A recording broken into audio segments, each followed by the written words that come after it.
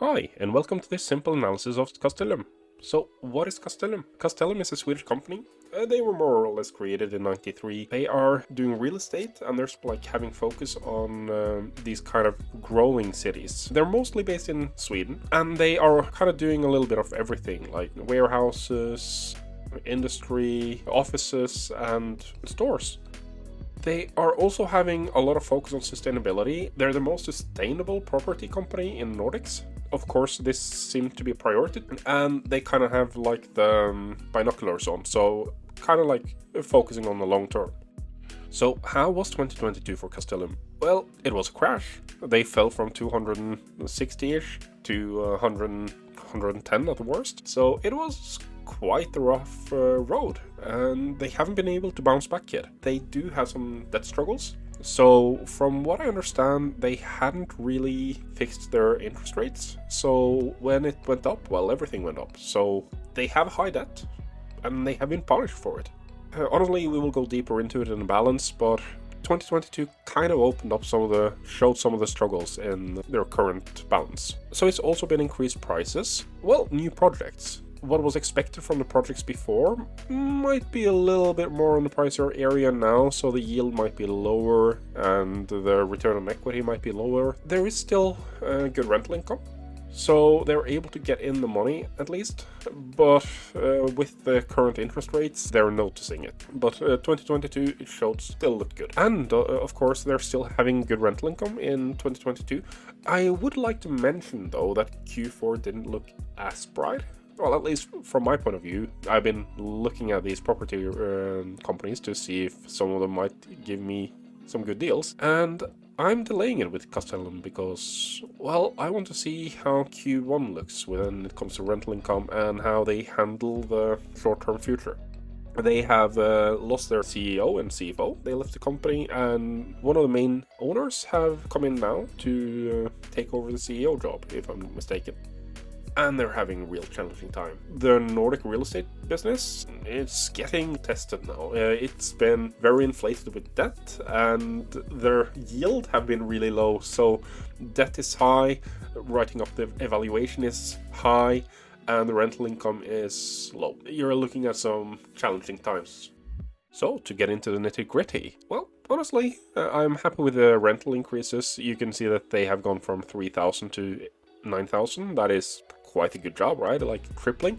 Q4 didn't look as nice, but they have increased the rental really well. When it comes to the fair value, I think fair value is very scary because it's shown here on the statement, and it's basically telling you this is our investment, this is how much more it's worth. And when it comes to like the high fair value, like personally, I'm not a big fan of it. Of course, it might indicate that they have just purchased really good offices and building really well, and that is of course a good thing, but it makes it a little bit more difficult to find the real value behind the company. So how much should you expect the yield to be from a building? And does that yield have anything to say with the current evaluations? The fair value have increased between 5 and 10% each year on average, and it's a little bit high. I'm just worried with the current loan to value. What will they be able to sell, and will they be able to sell it close to the value that they have put? That is just some of the risk I'm putting in there. They have good margins, but at the same time, like, they have high interest increases, so you will more or less experience a little bit more struggling margins going forward. They also have a good result growth. Of course, the result, you can see that I've added it with and without fair value, so you can just see the growth together with that. With the fair value, which is the first one, you can see that it's quite the high numbers. And of course, they're adding in taxes that haven't really been paid yet because they haven't realized the changes. And then you have the result without the fair value. It's not like it hasn't increased as much as you can see. But in general, like the statement actually do look quite okay. I'm not a big fan of the interest change. You can see here, like from 800 to 1500. But yeah, this is what happens when the interest goes up. So when it comes to the balance, you can see that it has a quite high LTV. It is a few more scary items when it comes to this LTV as well, but you can see that it has more or less stayed the same and that is after 10% increases in fair valuation several years. So yeah, it is a little bit more risk in it than it was before. Will the fair value hold? Will it be able to keep that LTV below 50%? We will see going forward, but in general, with the interest going up, the value should go down, and especially if they can't keep up the yield with it. So yeah, I'm not too positive about that. They have managed to increase their debt by quite a lot. You can see they have gone from 18,000 to 76,000, and most of the interest have not been on fixed interest, so this will cost money going forward. They have also increased the property with more or less the same amount. Honestly, they have been able to keep up the debt and the invested properties, but at the same time, it's like if you look into the fair value changes, it scares me a little bit. Going in there into this stock, I would be wary about how it will go forward, especially when it comes to this. I'm very happy with the fact that they're stopping dividends for 2023. I hope it will help them not have to divest in too much, but it looks a little bit scary. Their debt to earnings is quite high, or at least higher than what I prefer it to be. Basically, it means that it is more debt than equity in the stock, and they even have hybrid debt that is added in here, and it's not really showing that well on a debt to equity. So it actually is even more debt to equity than what is shown in these numbers. It's a little bit of extra struggle. And it's the interest coverage ratio. This is based on 12 years rolling, so be aware of that. Well, it didn't start too well in 2014, but it went upwards. Well-based interest rates just was really low, but you can see the big changes, and this is not... Like, if you go to the Q4 report and you look at the ICR, it's really not good. It basically is like how much of the cash flow, like how many times the interest can go up before the cash flow is keeping it. And it's 2.9. It's a very big difference from 2021. So going into this stock, just be wary about that. And when it comes to the cash flow, you can see that they have actually quite good operating activities. You can see that it's more than doubled, and that is cash going straight in. I actually do like the progress that they have been able to do. They do have a good dividend as well. So you can see that they do give out about 50% of the dividend, and historically it was semi-annual. Honestly, it's been a good growth, more than doubled, and they have now changed it from semi-annually to quarterly. Yeah, I have nothing bad to say about that part. And even the fact that they have removed it for 2023 makes me feel like the new leadership is very positive, is taking control, and well, making sure that they're not going worse economically. They also have quite high investments. They have used a lot of money improving their portfolio. In itself, that is good, especially when the interest have been low, but right now that investment isn't as free, and we will see how it is going forward. From what I understand, most of the investments in 2022 though is based on construction. And when it comes to the high debt uptake, you know, it's like they're taking away, for example, in 2022, 1,800 just on dividends, and they are minus 1,300. So obviously they're even taking debt to pay the dividend. Like, I'm not a big fan of that. Of course, they have had times where they have paid down a little bit, but in itself, this is one of the biggest weaknesses I normally see in real estate stocks from Sweden, that they're very willing to take up debt, very not willing to pay it. So from me, my general thought about it is they need to pay more debt. They need to control it better, and when they are, I think this might be an interesting company. And when it comes to the comparison, I have compared Castellum with Entra, which they're more or less owning quite a lot of, and Wallenstam. Castellum have the lowest margin of them all, but at the same time, they struggled a little bit. This is also added in with fair value, if I remember correctly, and their debt to equity is, well, in the mid-tier. It's better than Entra, worse than Wallenstam. Their interest coverage ratio is quite low, but you can see Entra's is worse. When I was looking through their quarterly report in Q4, I couldn't even see it the last 3 months, so it's not looking good. But if you compare it to Wallenstam, it's a lot more security in there.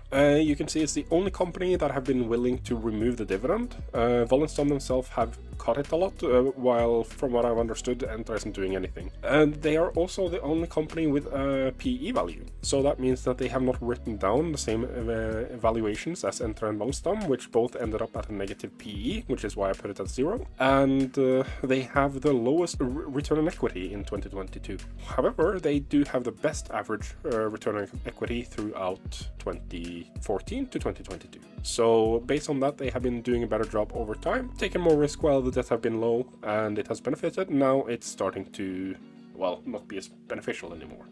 And when it comes to the downsides, it is possible that they will be downgraded in the credit rating. So that will make it more difficult for them to get good interest. So basically the lower credit rating it is, the higher interest, because it's more risky. And it's a downhill spiral, you know, if it goes there, especially during these times. And they do have a lot of interest-bearing debt.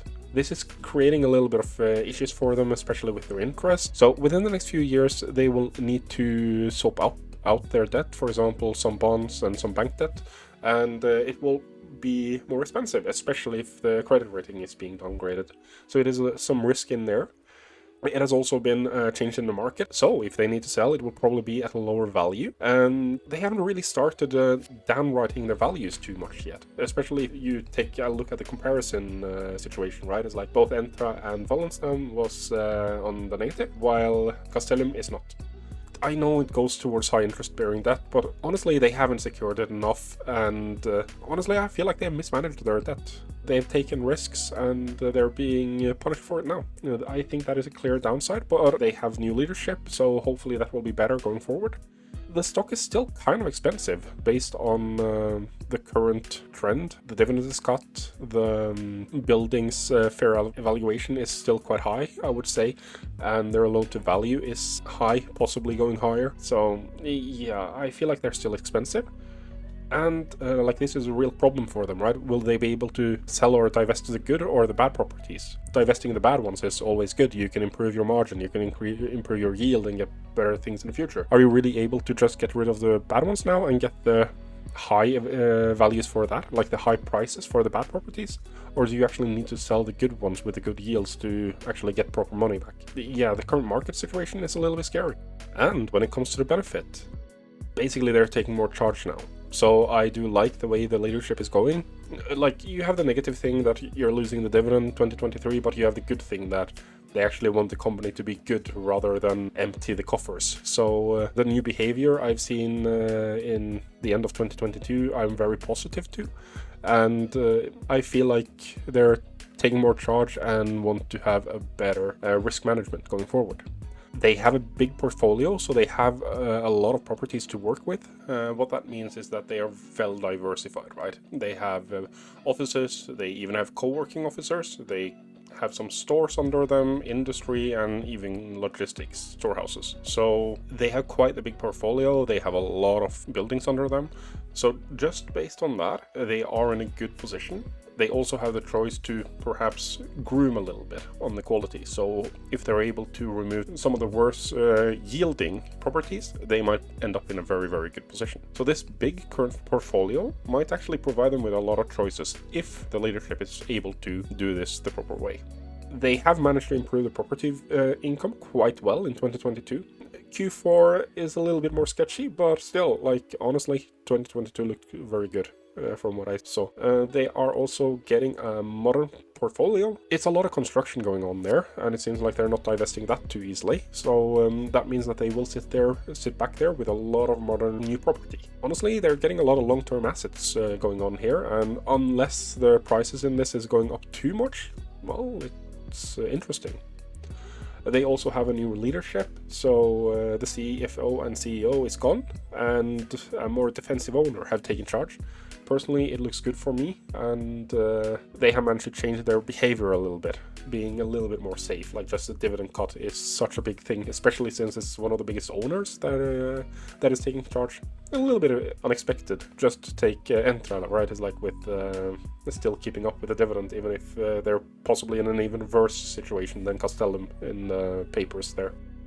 And when it comes to the quarter, when it comes to the quick balance, you can see that from Q1 to Q1, and the debt have slowly increased. So this fits up with, for example, how much dividend they're spending and a little bit on the construction side.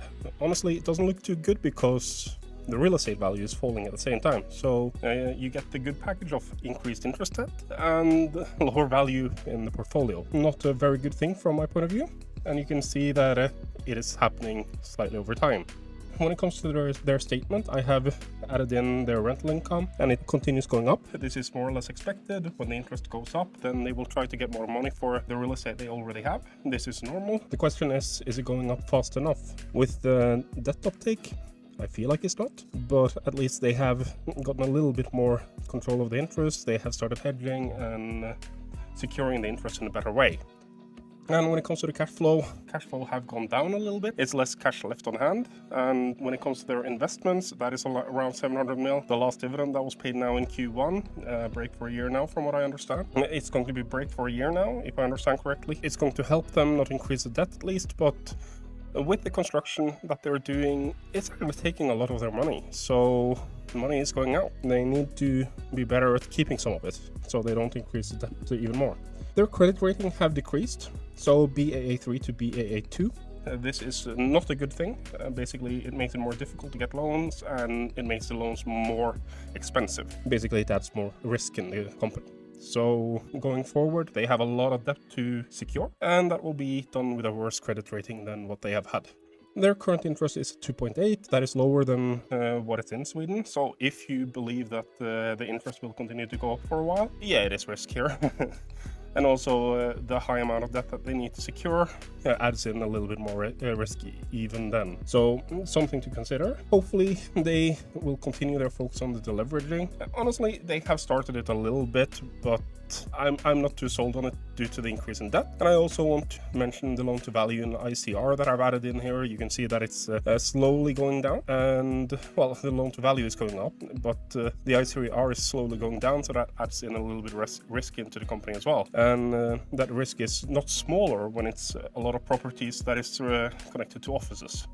So, Castellum going forward. They will probably need to be deleveraging, right? Basically selling properties and see if they're able to push down the loan to value. Honestly, it scares me a little bit because we don't really know if they're able to get the prices that is written on there. So it might be a little bit more sketchy there. And also, how will rent income continue if they need to divest a lot? So it will be interesting going forward. And I'm looking forward to how Q1 is looking for them, just based on the negative trend in Q4 when it comes to the rental income.